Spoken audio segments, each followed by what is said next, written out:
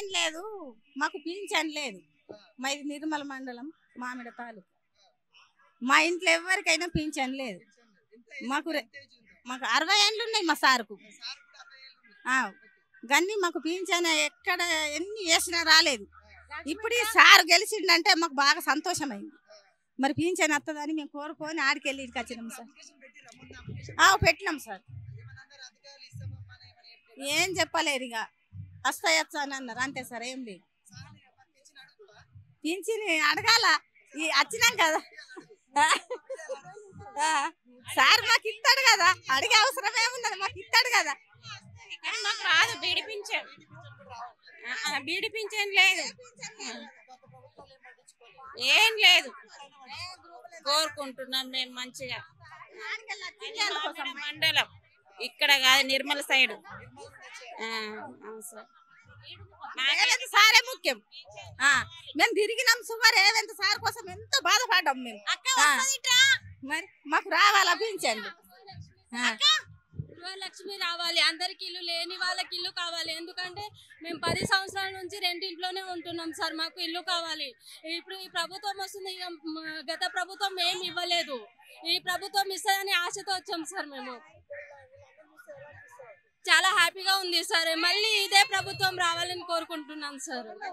అవును సార్, మళ్ళీ ఇంకా ముందుకు వెళ్ళాలి సార్. మా మహిళలందరూ కలిసి సార్ సపోర్ట్ గా ఉంటాం సార్. రేవంత్ అన్న సపోర్ట్ ఉంటాం సార్. సార్ పార్లమెంట్ ఎలక్షన్స్ వస్తా ఉన్నాయి కదా, ఎవరికి సపోర్ట్ ఉంటారు? మేము కాంగ్రెస్ కే సపోర్ట్ గా ఉంటాం.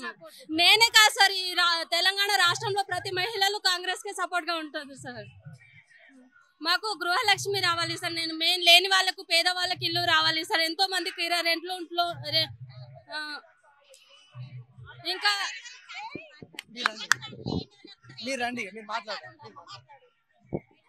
మాకు చాలా సంతోషంగా ఉంది.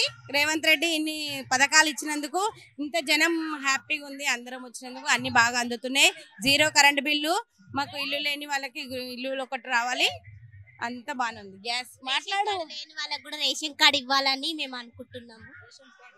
రేషన్ కార్డు కూడా లేదు, చాలా పిల్లలకు కూడా చాలా కష్టం అవుతుంది. రేషన్ కార్డు కూడా ఇచ్చి కూడా మేము రేవంత్ రెడ్డిని అడగాలని ఇది చేస్తాం. చెప్పండి, ఇక్కడ ఇంత మంది చూసుకుంటే ఏ విధంగా అనిపిస్తా ఉంది? ఒక మహిళా లోకం నిద్ర లేచి ఇప్పుడే ఉరికొచ్చినట్టు అనిపిస్తా ఉంది. ఎలా అనిపిస్తుంది? మేము చాలా సంతోషంగా ఫీల్ అవుతున్నాము. ఇట్లా మహిళలను అందరినీ ఒక దగ్గర సమావేశపరిచి రేవంత్ రెడ్డి సార్ గారు ఇలాంటి అవకాశం మాకు అందరికీ కల్పించినందుకు, మరియు మేమంతా కూడా ఆయనకు చాలా రుణపడి ఉంటాము. ఎందుకంటే ఎస్పెషల్లీ మహిళల కోసం అని 5 పథకాలు రిలీజ్ చేశారు.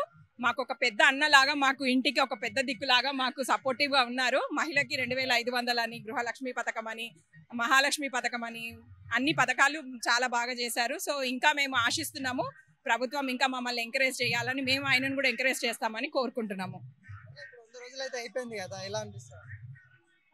మహిళలకి ఫ్రీ బస్సులు పెట్టారు, చాలా సంతోషము. ఎక్కడికి వెళ్ళాలన్నా కొంచెము అంటే మధ్య తరగతి వాళ్ళు, దిగువ తరగతి వాళ్ళు ప్రతిదానికి ఛార్జీల గురించి కానీ డబ్బుల గురించి కానీ ఆలోచించేవాళ్ళు.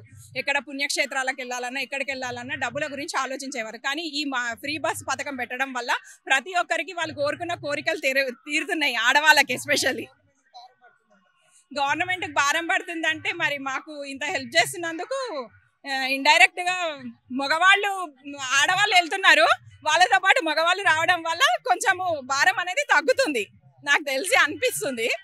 అంటారు కదా చార్జెస్ 50% తగ్గించేస్తే అమ్మాయిలకు అబ్బాయిలకి ఈక్వల్ గా పెడితే బాగుండని అంటారు. 50% అంటే మేమేం అనట్లేదు, దానికి సార్ ఎలా తీసుకున్నా కూడా మేము దానికి అంగీకరిస్తాము.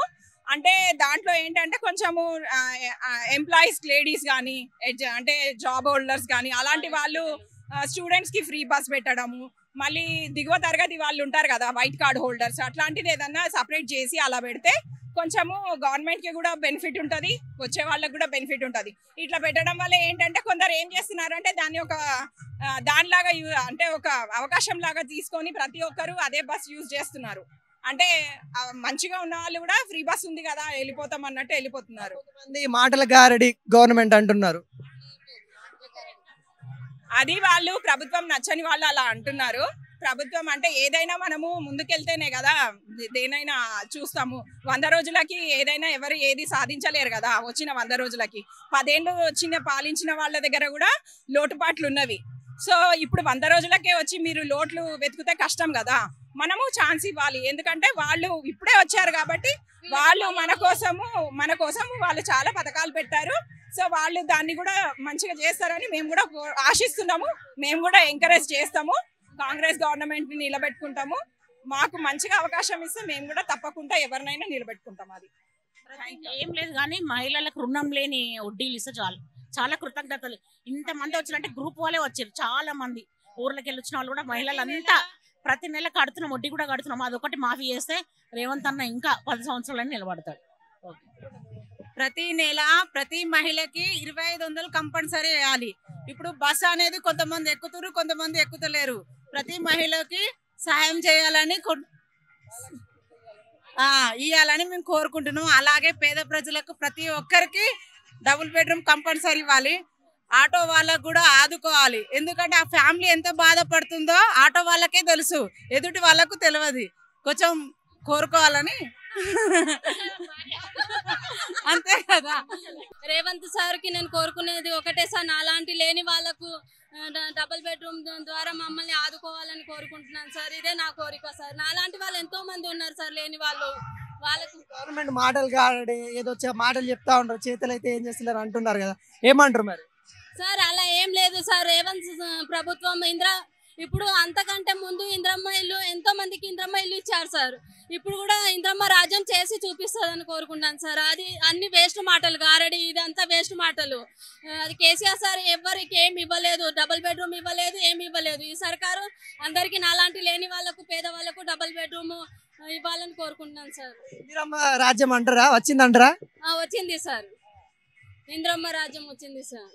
కాంగ్రెస్ వాళ్ళు మేము ఇందిరమ్మ ఉన్నప్పుడు బాగుండే. ఇప్పుడైతే మరి రేవంత్ రెడ్డి వస్తాడే మరి ఇస్తాడేమని ఆశకు మేము వచ్చినాము. మాకైతే ఇల్లు లేదు, అక్కడ అత్తగారి తరపు నుంచి లేదు, తల్లిగారి తరపు నుంచి లేదు. మాకు ఒక ఇల్లు ఇస్తే చాలు అంతే. ఇక మా పిల్లలు లాంటి వాళ్ళు పెళ్లిళ్ళు చేసి ఎవరిది వాళ్ళకే అయిపోతుంది.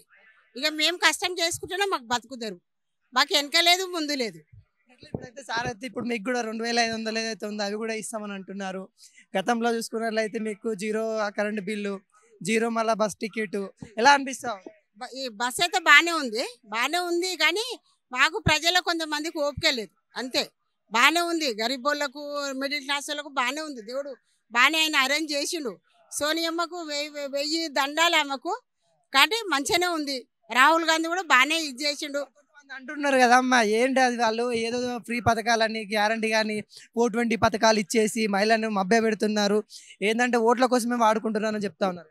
అది రావాలి కదా, ఇప్పుడే కదా సార్ వచ్చింది, ఇప్పుడే కదా వాళ్ళు వచ్చింది, ఇప్పుడే స్టార్ట్ కదా. వాళ్ళ ప్రాణాలే దేశానికి అర్పించింది. వాళ్ళ తండ్రి కానీ వాళ్ళందరూ దేశానికి అర్పించింది. కాబట్టి ఇప్పుడు చేస్తాడు ఆయన కంపల్సరీ అని మాకు ఒక ఆశ ఉంది. మేము కాంగ్రెస్కే ఆమోదం నుంచి అయినా కాంగ్రెస్కే.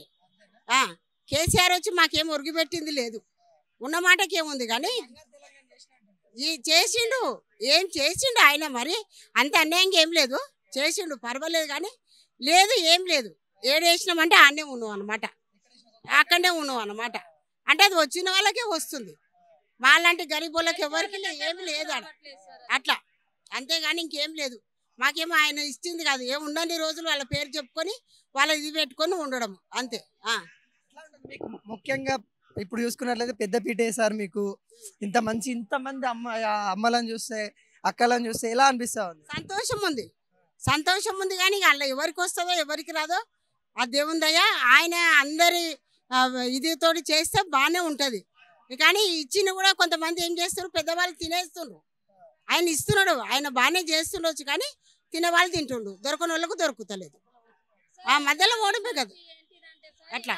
అంటే రాజకీయ నాయకులు ఇంటారు అంటే మధ్యలోకి రాకుండా డైరెక్ట్ పేదవాళ్ళ దగ్గరకే వచ్చి సాయం చేయాలని చూడాలి సార్. ఎందుకంటే మధ్య వాళ్ళు తినేస్తున్నారు, పైనుంచి వస్తున్న ఈ ఫండ్స్ కానీ మధ్య వాళ్ళే తినేస్తున్నారు. అలాకుండా వాళ్ళే డైరెక్ట్ ఎవరెవరు పేదవాళ్ళు ఉన్నారో వాళ్ళని గుర్తించి ఇవ్వాలని కోరుకుంటున్నాను సార్. ఇప్పుడు నేను ఇక్కడికి వచ్చి 50 ఏళ్ళు అవుతుంది. హైదరాబాద్కి వచ్చి నా మ్యారేజ్ 35 years. నాకు 2 పిల్లలు, వాళ్ళు చదివించినాం, వాళ్ళది అయిపోయింది. ఇప్పుడు మా బతికి ఎట్లా? అందుకేమని అడుగుతున్నాం.